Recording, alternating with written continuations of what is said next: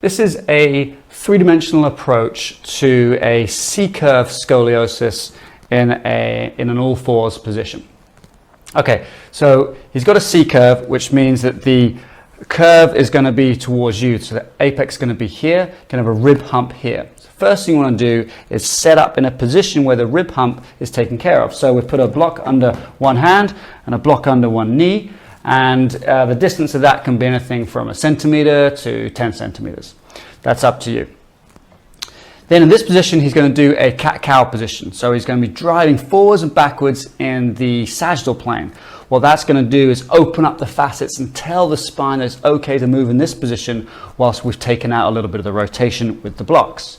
With breathing, he's going to breathe in here and breathe out here.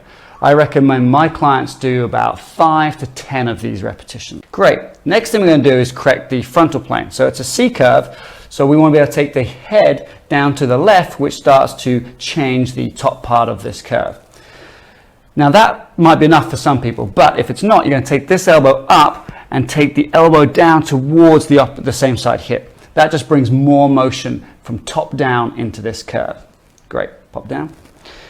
Next, we can do a correction from the bottom up in the frontal plane.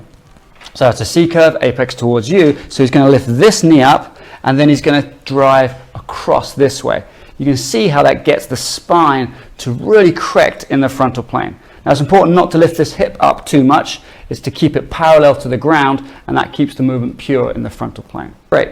Lastly, we want to think about correcting the transverse plane. So the rib hump is here. We're going to take the left hand through this gap, driving those ribs down in real bone motion. That means is the bones are really moving down through here, and it's showing the body the way to a straighter spine. It's giving it more mobility through here, so that when you add on your strength work, the spine has the mobility to get into the correct position.